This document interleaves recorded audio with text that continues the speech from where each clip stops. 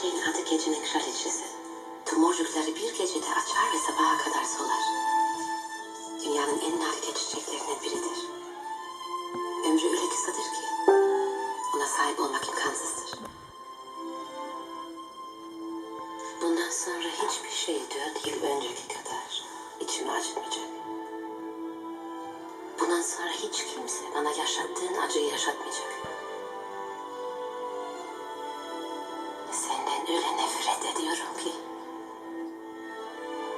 bu beni ayakta tutuyor.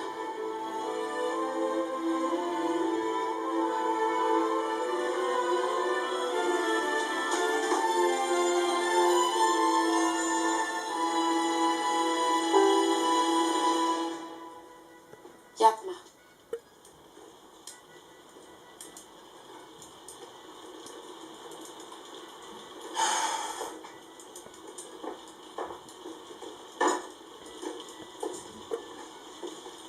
Selin niye? Neden? Niye yaramı iyileştirmeye izin vermiyorsun? Çünkü bu yarayı böyle kapatırsak yaşayamayız. Ben sana geldim. Gidemezsin. Olmadı. Çok denedim, çok istedim. Ama olmadı. Ben senden kaçamıyorum. Sen de kaçma. Yeter. Yeter Selin yeter. Yeter oyun oynama artık benimle. Bırak. Bırak azat et artık beni yeter.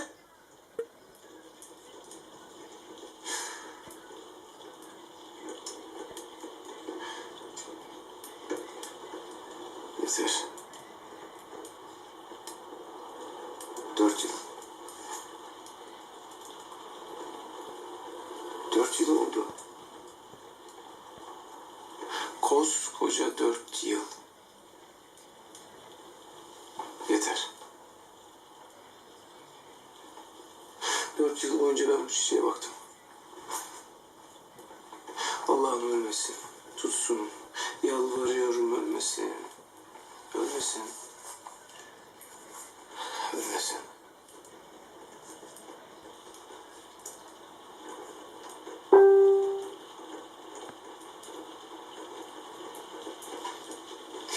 Yılda bir gece açar dedim bu çiçek sen bana. 4 yıldır bekliyorum. Hiç açmadı.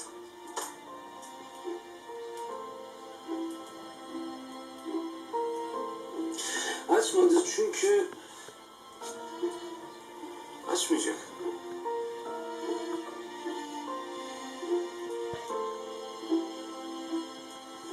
Açmayacak. Çünkü ben seni kaybettim. Kaybetmedin. Buradayım, yanındayım. Yalan söyleme. Yalvarıyorum. Yalvarıyorum sana Selin. Yalvarıyorum sana yalan söyleme artık. Bak burası acıdı. Burası çok acıdı. Acıdı yeter tamam. Tamam sen haklısın. Sen kazandın. Bir kez daha yalan söylemiyorum.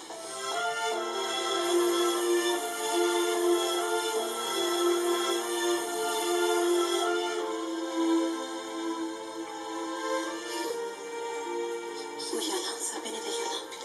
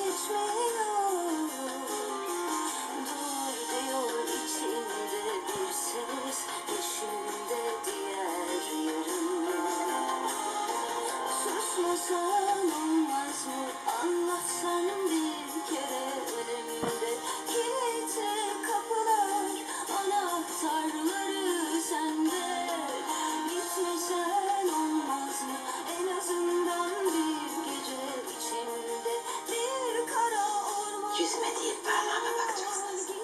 Karşında gördüğün adam var ya, yıllardır bu mezarın içinde yaşadı. Çünkü yaşamak için hiçbir neden bulamadım. Saadetten sonra kendimi buraya diri diri gömdüm. Artık bu mezara ihtiyacım yok. Ben seninle evlenmeye karar verdim.